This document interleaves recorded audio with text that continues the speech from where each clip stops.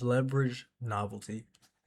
Like, if you can make experiences with people, if you can make people feel like talking to you and interacting with you is a novel experience, oh my goodness.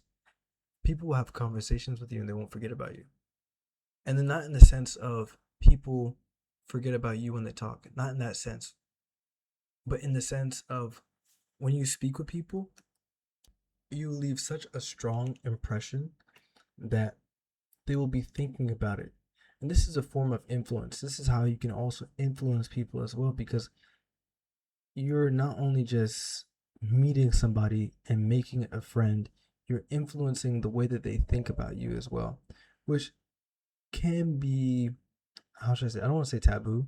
It can be a little bit difficult because at the end of the day, people will think what they want to think about you, and you cannot obsess over trying to affect or trying to control how people view you, because that leads to that's too far. Not in a sense it's too far, but that can lead to stressing over things that you don't have to stress about.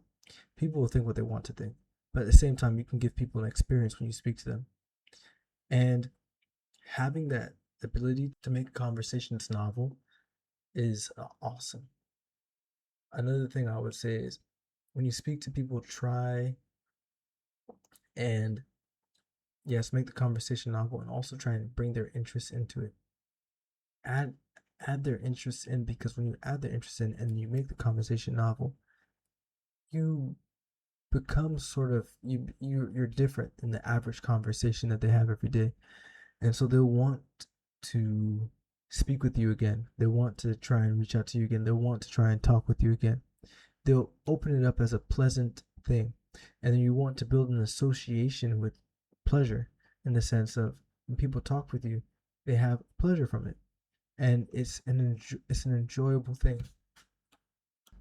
The next thing I would say also is, this may seem a little bit superficial, but make sure you try and explore and examine your own style and your own way of dressing. It doesn't necessarily have to match up with anybody. It really just needs to be yours. And if you like it, that's what matters the most.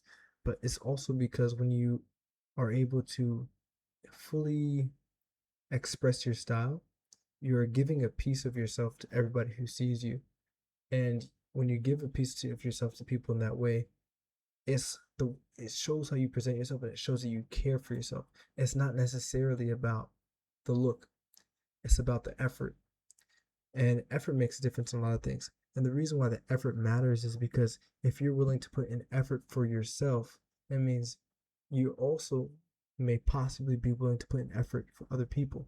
People don't necessarily see you and think in that exact way, but in our minds, it's a subconscious thing, because people who look disheveled or people who look like they are not taking care of themselves, it it is unattractive. It doesn't draw you in the same way when you see someone who's put together, they look neat, they look clean, they have self-care, they have good hygiene, all of those things. It signals to other people that this person knows how to take care of themselves. And even though the other person may not want to necessarily be taken care of by you, they can still see that there's a level of care that is there within your own personality. So that's why it's also important. This is also another form of influence as well. All right, so that was all. If there's any videos or things that you all want me to make a video about, any topics you want me to make a video about, say in the comments, let me know, and I'll try and make something. See ya.